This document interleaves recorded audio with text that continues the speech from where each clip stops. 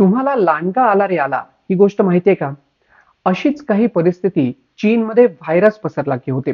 लोक लगेच पॅनिक मोडमध्ये जातात. हा व्हायरस कोविड-19 सारखा असेल का किंवा त्यापेक्षाही महाभयंकर असेल, या विचारानेच अनेकांच्या घशामध्ये खवखव सुरू होते. त्यात भरीला व्हॉट्सअप युनिव्हर्सिटी आहेच. पण डोंट पॅनिक.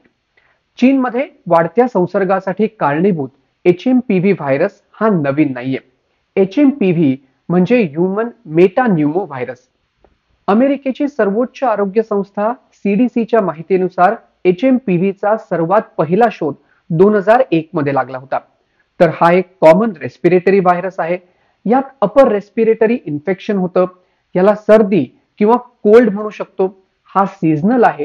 हिवाळा किंवा स्प्रिंग सीझनच्या आधी हा पसरतो, अशी माहिती अमेरिकन लंग असोसिएशनच्या वेबसाईटवर ही देण्यात आली आहे. एचएमपीव्हीच्या संसर्गाची लक्षणं म्हणजे कफ, ताप, नाक गळणं, घसादुखी ही सामान्य फ्लू सारखीच आहेत. त्यामुळे पॅनिक न होता सतर्क राहण्यासाठी तब्येत पाणीच्या या नवीन एपिसोडमध्ये आपण ह्यूमन मेटान्यूमो व्हायरस बाबतची माहिती जाणून घेऊया. पण त्याआधी हे चॅनल सबस्क्राईब करायला विसरू नका. मग चीनमध्ये नक्की चाललंय तरी काय, हे आधी आपण समजावून घेऊ. चीनमध्ये गेल्या काही दिवसांपासून रेस्पिरेटरी किंवा श्वसन संस्थेच्या संबंधित आजारांच्या रुग्णांमध्ये अचानक वाढ झाली. हॉस्पिटलमध्ये यामुळे गर्दी पाहायला मिळते. लोकांमध्ये पॅनिक पसरले. चीनच्या उत्तरेकडील भागांमध्ये ह्यूमन मेटॅन्युमो व्हायरसचा संसर्ग वाढतोय.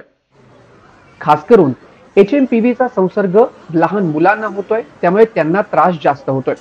रुग्णालयात मास्क घालून फिरणाऱ्या लोकांचे व्हिडिओ हे सोशल मीडियावर आता व्हायरल होऊ लागले.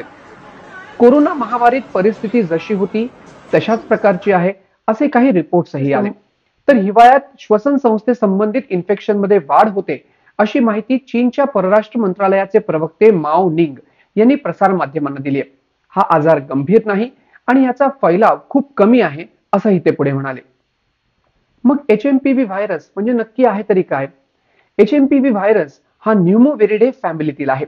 या व्हायरसचा संसर्ग झाल्यास सामान्यतः सर्दी किंवा कॉमन कोल्ड सारखी लक्षणं ही आपल्याला दिसून येतात. तज्ज्ञांच्या माहितीनुसार याच्या संसर्गामुळे अपर रेस्पिरेटरी इन्फेक्शन होतं. पण काही केसेसमध्ये न्यूमोनिया होण्याची देखील शक्यता नाकारता येत नाही. अमेरिकेतील क्लिव्हलँड क्लिनिकच्या वेबसाईटवर दिलेल्या माहितीनुसार एचएमपीव्हीचा संसर्ग हा हिवाळ्यामध्ये आणि स्प्रिंगच्या म्हणजे वसंत ऋतूच्या सुरुवातीला दिसून येतो. बहुतांश लोकांना 5 वर्षांचे होण्यापूर्वीच याचा संसर्ग झालेला असतो. मग तुम्ही विचाराल की ह्याला फक्त सर्दी किंवा कोल्ड म्हणून दुर्लक्ष करायचं का? अजिबात नाही. पण पॅनिक न होता या व्हायरस बाबत सतर्क राहणं हे गरजेचं आहे. यात सर्दीसारखी लक्षणं दिसून येत असली तरी काही लोकांमध्ये हा आजार गंभीर होण्याची शक्यता असते. क्लिव्हलँड क्लिनिकच्या वेबसाईटवर दिलेल्या माहितीनुसार जर तुम्हाला पहिल्यांदा एचएमपीव्हीचा संसर्ग झाला तर हा आजार गंभीर असण्याची शक्यता असते. Metapneumovirus is like any other respiratory virus which causes a common cold. And in the very old and the very young, it could cause flu-like symptoms. मग एचएमपीव्ही व्हायरस हा पसरतो कसा? याची लक्षणं काय आहेत? रेस्पिरेटरी व्हायरस झपाट्याने पसरतात. हा व्हायरसही बाधित व्यक्तीच्या संपर्कात आल्यामुळे आणि संसर्ग झालेल्या परिसरात गेल्यामुळे होतो. फ्लू सारखाच हा व्हायरस देखील खोकला, शिंक किंवा बाधित व्यक्तीने वापरलेल्या गोष्टी जर तुम्ही हाताळल्या तर पसरतो. अमेरिकन लंग असोसिएशनच्या माहितीनुसार याचा संसर्ग 2 ते 5 दिवस राहतो आणि आपोआपच बरा होतो. तर सीडीसीच्या माहितीनुसार एचएमपीव्हीवर सद्यस्थितीत कोणतंही अँटीव्हायरल औषध नाही. याच्या विरोधात लसही उपलब्ध नाहीये. त्यामुळे एचएमपीव्हीचा संसर्ग झाल्यास वैद्यकीय सल्ला घ्या आणि उपचार हे गरजेचे आहेत. या व्हायरसचा संसर्ग झाल्यास ताप आणि अंगदुखीवरती सिम्प्टोमॅटिक उपचार केले जातात.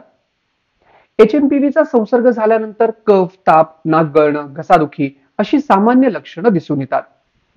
मग एचएमपीव्ही पासून धोका आहे तरी नेमका कोणाला?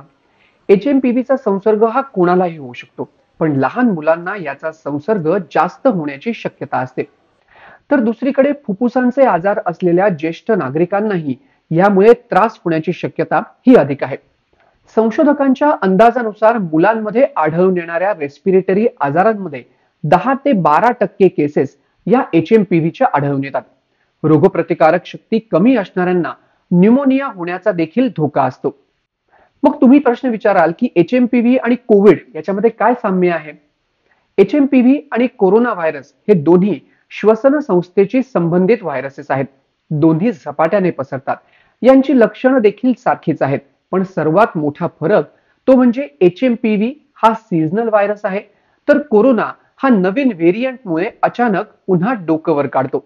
तर WebMDने दिलेल्या माहितीनुसार संशोधनातून समोर आलंय की काही देशांमध्ये कोरोना नंतर HMPVच्या केसेसमध्ये अचानक वाढ झाली होती. कोरोना किंवा फ्लूचा संसर्ग होऊ नये म्हणून हात धुणं, बाधित व्यक्तीसोबत संपर्क टाळणं, सॅनिटायझरचा वापर करणं आणि खोकला किंवा शिंक आली तर तोंडावर हात किंवा रुमाल ठेवणं, अशी काळजी आपण कोविड-19च्या दरम्यान सर्वांनी घेतली आहे. हीच काळजी आपल्याला पुढेही घ्यायची आहे. त्यामुळे पॅनिक अजिबात होऊ नका, घाबरून जाऊ नका, सतर्क राहा आणि चांगली हायजीन मेंटेन करा. हा ब्लॉग तुम्हाला कसा वाटला हे नक्की कळवा. Stay safe, stay healthy.